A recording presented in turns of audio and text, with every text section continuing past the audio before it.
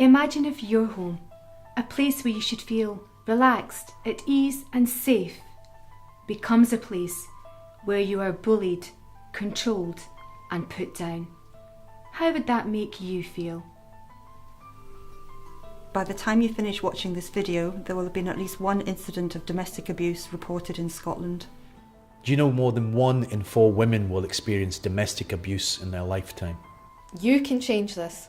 By the end of this week, 2 women will have been killed by a current or ex-partner in the UK. You can change this. Did you know that 1 in 5 young men think that violence against women is acceptable? You can change this. Children hear or witness 90% of domestic abuse incidents. It doesn't matter what religion you are, your race, ethnicity, how much money you have, or where you live. Don't think it won't happen to your mother, your sister, your daughter. It could. You can change this.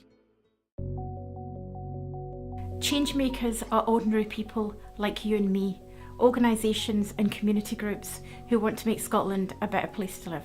A Scotland where there's no domestic abuse, where no one is forced to marry against their will, where religion and culture are not used to justify wrongdoing.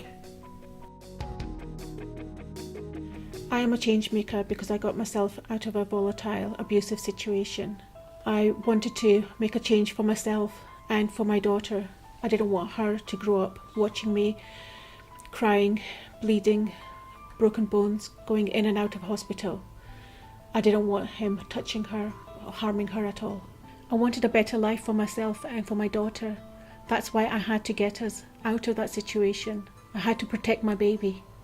Became a change maker because I think the leading cause of injury to women in our community isn't rape, it isn't mugging, it isn't car accidents, it's actually domestic violence. I'm a change maker because my faith empowers me as a Muslim woman to stand up and speak out against injustice and against wrong.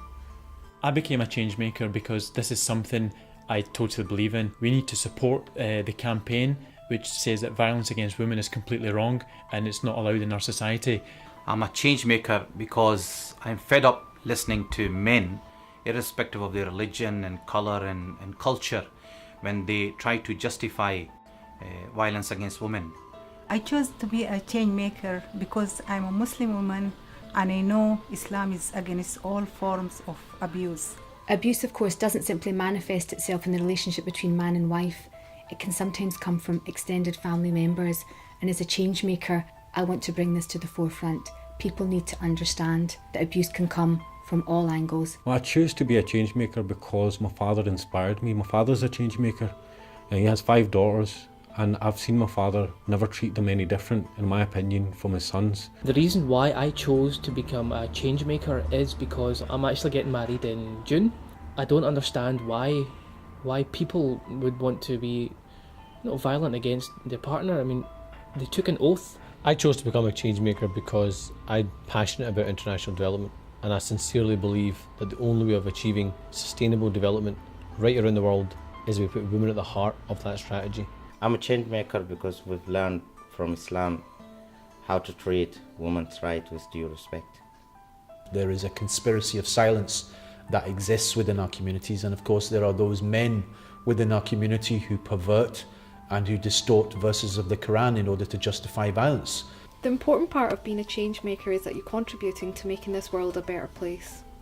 I decided to become a change maker because I felt that this is one of the most pressing and challenging issues faced not only by society at large but particularly by the Muslim community in and around Glasgow and Scotland. We just can't ignore it anymore. Well, as a lawyer, many women come to me in distressed and disturbing circumstances, and as a change maker, one of the main things I try and make them understand, this is not something that they've done, they're the victims. This has nothing to do with us, the men, giving rights back to women. These are laid down in Quran by God Almighty to respect, to treat women equal with justice.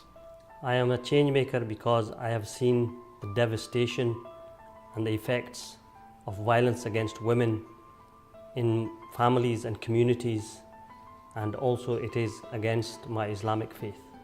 We're all responsible when you talk about a conspiracy of silence, because it can be happening when we see the men in mosques. It could be women who are suffering in silence at home. It could be women who come to our house, who attend our dinner parties. It could be women we're working alongside with. We have to be at the forefront of standing up from our community and saying that this will not happen in my name. Abuse takes many forms, and it's not necessarily the physical scarring that people can sometimes see. We're talking about what's happening inside a woman's head, inside her mind, inside her soul. A lot of young men in particular from within our own community believe in objectifying women, and especially if those women are from perhaps another race or another ethnicity. I want to be very clear that that is absolutely unacceptable, and we have to move away from that kind of mentality of objectifying women. As a person that plays football, a lot of the time you might hear jokes, for example, in the changing room or in all society about women perhaps. I believe these things to be derogatory, and I want to stand up to these things. Campaigning and things such as this give me a position to say to others that this is wrong, it shouldn't be tolerated in any way. I have daughters of my own. I wouldn't want this to happen to them or anybody else's daughters. The psychological scars sometimes never go away, so we need change. How do we do that? Is to be vocal about that problem and make sure you're standing up for injustice against women right here in Glasgow and right across Scotland, and in fact right across the world. Parents should raise their sons to treat women with respect. I want my son to grow up with the right values, respect for all the women in his life, including his future wife. Our children in the wider community around us, they mimic what we do, they take on board what we do. It's incumbent on us to change. If we don't change and if we don't try to resolve the issue now, then the problem is going to be much greater for the next generation. Our communities, our homes, should become safe places for women to be able to come to. Women who are survivors, women who are victims, so that they can come to those places without being judged. We need to change this attitude where we blame the victim for what has happened to them. It doesn't matter what she was wearing or what she does for a living. No woman deserves it, no woman is asking for it. There is no justification for violence. We need to break this culture of silence and denial, which allows violence against women to thrive. What honour is there in killing women and girls? I'm renaming it murder. If your daughter or son come to you to say that you don't wish to marry the person you suggested, would you listen to them? Because I would. And that's the change we need to make. The more you know, the more you can do to stop violence against women. Let's make a point of finding out more. That's what I'm doing. We need everybody to come with us on this journey to ensure that nobody ever has to suffer at the hands of anyone else in an abusive relationship, whether it be psychological or physical, because the effects are the same and they're devastating. You can be part of this change by joining our campaign. Let's make a promise to oppose violence against women.